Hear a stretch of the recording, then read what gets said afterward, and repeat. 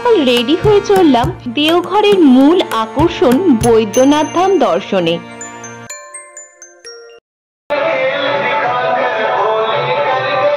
5:30 বাজে আমরা জাস্ট বেরোচ্ছি, এবার মন্দির দর্শনে যাব। এই যে গানটি শুনতে পেলেন, এটি আমাদের আশ্রমের মঙ্গল আরতির গান। এই মিষ্টির দোকানটিতে আমরা জুতো রেখে এবং পূজার ডালা নিয়ে চললাম মন্দিরের উদ্দেশ্যে।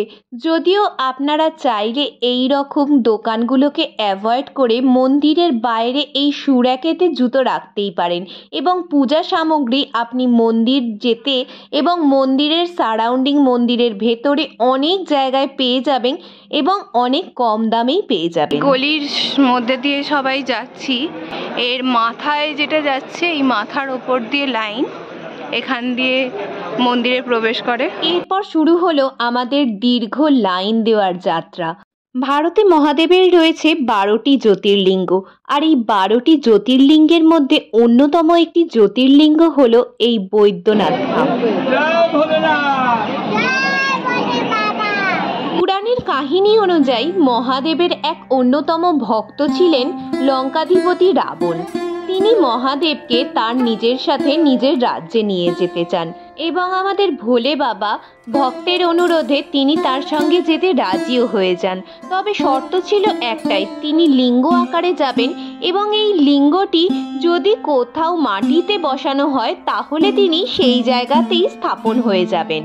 তখন মহাদেবকে লঙ্কাধিপতির হাত থেকে বাঁচাতে বুদ্ধিদাতা শ্রী গণেশ এক বুদ্ধি বার করেন। শ্রী গণেশের আবেদনে বরুণ দেব একটি বিশাল হ্রদের জলকে এক ছোট ঘটির আকারে জল করে দেন এবং সেই এক ঘটি জল রাবণ পান করেন। তারপর সেই এক ঘটি জল রাবণের উদরে প্রবেশ করে সেটি তার নিজের আকার ধারণ করে। স্বাভাবিকভাবেই তখন রাবণের প্রস্রাবের বেগ আসে এবং সেই প্রস্রাবের বেগ নিয়ন্ত্রণ না করতে পেরে তিনি তখন শ্রী গণেশকে অনুরোধ করেন মহাদেবের লিঙ্গটি নিজ হস্তে ধারণ করার জন্য। তখন শ্রী গণেশ সেই শিবলিঙ্গটি নিজ হস্তে ধারণ করে তারপর সেটিকে মাটিতে স্থাপন করেন। এই সময় শ্রী গণেশ এক বৈদ্যের ছদ্মবেশ ধারণ করেছিলেন। সম্ভবত এই কারণেই এই জায়গার নাম হয় বৈদ্যনাথ ধাম। এখানের মানুষের মান্যতা আছে এই বৈদ্যনাথ ধামে পূজা দিলে সমস্ত রোগ ব্যাধি দূর হয়ে যায়। বেলা বাড়ার সাথে সাথে এখানের ভিড়ও বাড়তে থাকে। আর এই যেটি দেখছেন এটি পুরোটাই দর্শনের লাইন।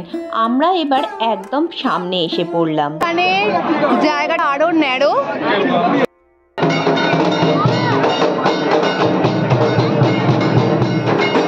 এই বড় বড় পিঁড়িতে এখানে হলুদ চন্দন বাটা হচ্ছে। এখানে বৈদ্যনাথের মূল মন্দির ছাড়াও এই মন্দির প্রাঙ্গণে রয়েছে টোটাল 22টি মন্দির। আপনারা অবশ্যই এগুলি দর্শন করবেন। আর এখানে বেলা বাড়ার সাথে সাথে ভিড় বাড়ে এবং তারই সঙ্গে বাড়ে টাকা দিয়ে ছোট লাইন দিয়ে ঢোকার প্রবণতা। যদিও আপনারা 200-300 টাকা দিয়ে বড় লাইন অ্যাভয়েড করতেই পারেন, তবে এর ফলে আপনাদের সময় সাশ্রয় হবে বড়জোর আধ ঘন্টা থেকে 1 ঘন্টা, এর বেশি কিন্তু নয়। তাই আমি বলবো আপনারা চেষ্টা করবেন যত সকাল সকাল সম্ভব বেরিয়ে দর্শন করে নেওয়ার এবং ফ্রিতেই দর্শনটা করার। যেখানেই শিবের মন্দির থাকবে সেখানেই মা পার্বতী অবশ্যই থাকেন।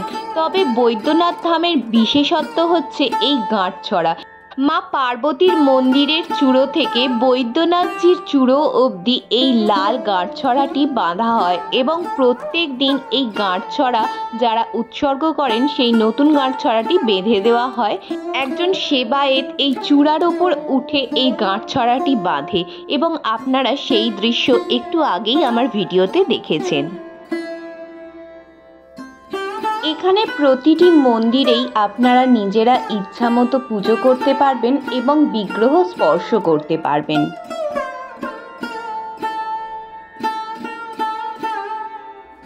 এখন 10:30 বাজছে। আমরা এখানে লাইন দিয়েছিলাম মোটামুটি 6:30টার সময়। তো 6:30 থেকে এই 10:30টায় আমাদের পুরো ঘোরা কমপ্লিট হলো। এবার আমরা এগোবো, একটু ব্রেকফাস্ট করব, কিছু খাওয়া হয়নি সকাল থেকে। তারপরে আমরা আবার আশ্রমে ফিরে যাব, ওখানেই আজকে লাঞ্চ করব। বৈদ্যনাথ ধাম থেকে বেরিয়ে আপনারা আশেপাশে বহু খাবারের দোকান পাবেন, যেখানে তেলে ভাজা চপ, সিঙ্গারা, জিলিপি এইসবের বিক্রি আছে। তো আমরাই এইরকমই একটা র্যান্ডম দোকান থেকে খেলাম কচুরি। 2 পিস কচুরি উইথ আলুর তরকারি 15 টাকা। এরপর আশ্রমে ফিরে আমরা খেলাম আজকের লাঞ্চ। প্রথমেই পাতে পড়েছিল আজকের দিনে ঠাকুরকে নিবেদিত ফল প্রসাদ, তারপরে একে একে ভাত, ডাল, সবজি সবই পাতে পড়লো। লাঞ্চের পর আমরা একটু রেস্ট নিয়ে আবারও বেরিয়েছিলাম সাইট সিন করতে। তো কোথায় গেছি, কিরম খরচ পড়েছে, সেই সব কিছু জানাবো এর পরের পার্টের ভিডিওতে। তাই এর পরের পর্বগুলো অবশ্যই মিস করবেন না। আর পরের পর্বের নোটিফিকেশন পেতে চ্যানেলটিকে আজই সাবস্ক্রাইব করে বেল আইকনটি প্রেস করে রাখুন। আর আজকের ভিডিওটি ভালো লাগলে অবশ্যই লাইক শেয়ার করতে ভুলবেন না। আর আপনিও যদি মহাদেবের ভক্ত হন, কমেন্টে অবশ্যই লিখে যান জয় বদ্রীনাথজি।